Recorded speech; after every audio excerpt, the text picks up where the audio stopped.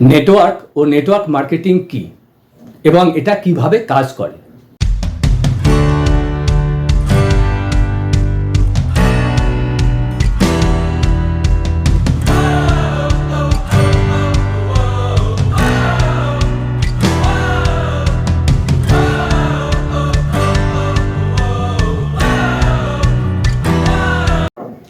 Hello friend, I am doctor P K Pal. Welcome to my channel. চলুন অন্যভাবে চিন্তা করি, জীবনটাকে পাল্টে ফেলি। তো ফ্রেন্ড, আজকে আমি যে বইটি পড়ব তার নাম আপনার ভবিষ্যৎ গড়ে তোলার উপায়, বিশ্বব্যাপী এক সফল নেটওয়ার্ক মার্কেটিং ব্যবসা গড়ে তোলার গোড়ার কথা। তো ফ্রেন্ড, আজকের ভিডিও শুরু করার আগে বলি, এই বইয়ের অন্যান্য অধ্যায়গুলির লিঙ্ক আজকের ভিডিও ডেসক্রিপশনে দেওয়া থাকবে, সেখান থেকে আপনারা সেগুলি দেখতে পারেন। তো চলুন শুরু করা যাক। আপনার ভবিষ্যৎ গড়ে তোলার উপায়, বিশ্বব্যাপী এক সফল নেটওয়ার্ক মার্কেটিং ব্যবসা গড়ে তোলার গোড়ার কথা। নেটওয়ার্ক ও নেটওয়ার্ক মার্কেটিং কি এবং এটা কিভাবে কাজ করে। নেটওয়ার্ক মার্কেটিং ব্যাপারটা কি? নেটওয়ার্ক মার্কেটিং থেকে অ্যান্ড এ ডিস্ট্রিবিউশন, দলগত বিকৃত সরবরাহ। আসলে ডাইরেক্ট ডিস্ট্রিবিউশন, সরাসরি সরবরাহ পদ্ধতিটির একটা ধরন।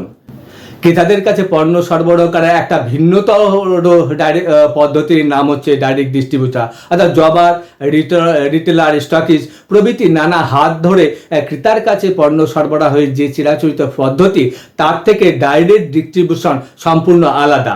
সেই ডাইরেক্ট ডিস্ট্রিবিউশন পদ্ধতির আর এক ধাপ এগুলো হয় নেটওয়ার্ক মার্কেটিং ও ডিস্ট্রিবিউশন, যার কল্যাণে নিজের উদ্বৃত্ত সময় প্রভূত বাড়তি রোজগারে উৎসুক মানুষ যাতে অন্যদের সঙ্গে সংবদ্ধ হয়ে ব্যবসা করার সুযোগ পায়। এই সুযোগ শুধুমাত্র ব্যবসায়ী বা পেশাদারদের জন্যই নয়, সব মানুষের জন্য।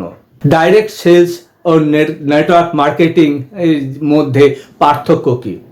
ডাইরেক্ট সেলস এই পরিণত রূপ হচ্ছে নেটওয়ার্ক মার্কেটিং। প্রচুর পণ্য বিক্রি করতে সক্ষম এমন অল্প কয়েকজন বাঘা সেলসম্যানের উপর নির্ভর করে ডাইরেক্ট সেলসের সাফল্য। নেটওয়ার্ক মার্কেটিং ব্যাপারটা ঠিক উল্টো। এক্ষেত্রে ভরসা বহু সংখ্যক মানুষ, যারা প্রত্যেকেই অল্প কিছু বিক্রি করে। নেটওয়ার্ক মার্কেটিং কিভাবে কাজ করে? একটা নেটওয়ার্ক মার্কেটিং কোম্পানি যেমন অ্যামওয়ে প্রথমত বেশ কিছু পণ্য উৎপাদন করে, তারপর কোম্পানিটি যে স্বাধীন ডিস্ট্রিবিউটারদের নিয়ে পার্টনারশিপ গড়ে তুলতে থাকে। ডিস্ট্রিবিউটারদের কাজ আপন ডিস্ট্রিবিউটার গোষ্ঠী গড়ে তোলা, গবেষণা, উন্নয়ন, পণ্য উৎপাদন বা সংগ্রহ, তার গুণগত মান বজায় রাখা, জনসংযোগ, প্রশাসন এবং ডেটা প্রসেসিং থাকে কোম্পানির দায়িত্বে।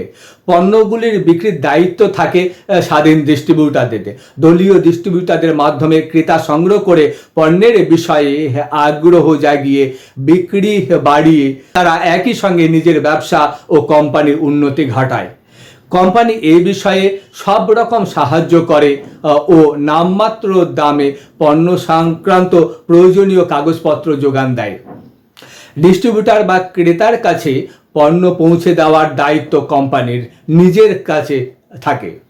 যেহেতু মাল্টিলেভেল নেটওয়ার্ক, বহু স্তর দলগত ব্যবসায় কোম্পানির সেলস অ্যান্ড মার্কেটিং প্ল্যান মাফিক বহু পণ্য বিক্রি বটা পুরোটাই হয় স্বাধীন ডিস্ট্রিবিউটারের মাধ্যমে।